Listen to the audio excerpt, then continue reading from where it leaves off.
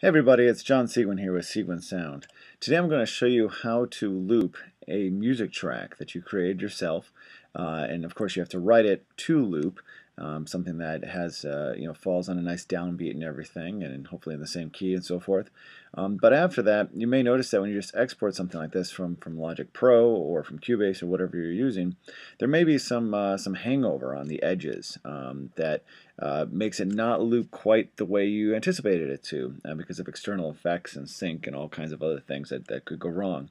So I'm going to show you how to make a really tight loop after you export. So what I generally recommend, as you can see here in this audio file, is that I have a little external stuff at the beginning here where we essentially have some space that I bounced a bunch of blank space.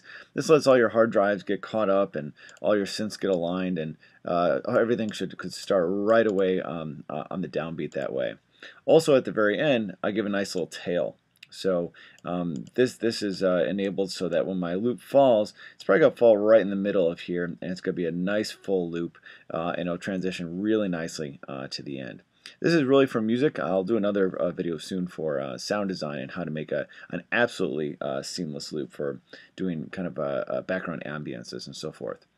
But for right now, the first thing that you have to do, I'm using Pig Pro here, but this would work with a lot of other 2-track editors, is to make sure that what your snap to is on 0 crossings. This is the default on most editors, but what I'm going to do here is just kind of zoom in a little bit, and I'm going to remove all this stuff in the very beginning.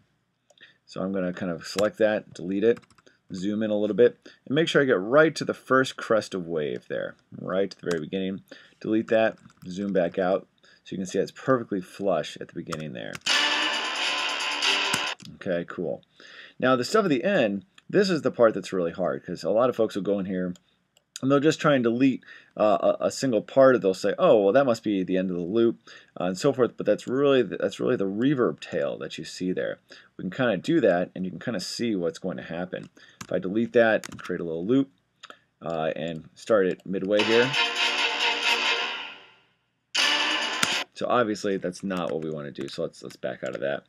So what you have to do is you have to actually do a looped, I'm sorry, a tempoed loop.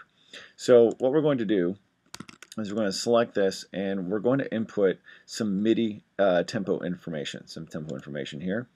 I go in here and I change the tempo of this tune to 135. I know that's the tempo of it because I wrote this in Logic. And then I'm going to go up here and I'm going to say markers from tempo. And I'm going to select that. I'm going to put my 135 in at 4/4, and it's going to fill the selection with 4/4 bars. And presto, there we go. You can see it on green there. And you can see right after bar 25 that right there at that marker, that is where we're going to want to actually make our cut. Now to aid us in doing that, there's actually a different type of snap to. We can actually snap to bars and beats, which is terrific. So I'm going to kind of select pretty close to the bar there and select everything, and you'll see it exactly snapped onto bar 25, which is perfect. And I'm going to select that and loop that, and you can see the purple indicates ending loop. And now we can give it a quick listen, make sure that worked out just fine. Perfect. So it landed right at the tempo. So we're going to select that loop again, and we're going to crop. So just like in Photoshop or something, we'll take everything else and chop it out, and now we have a perfectly completed loop here. We'll test it one more time.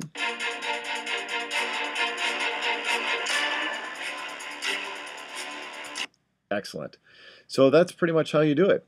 At this point then, I can just save this file, save it as something different, call it perfect loop,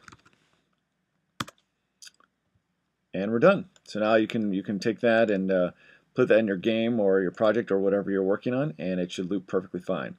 Thanks a lot. I'm John Seguin with Seguin Sound. We'll see you next time.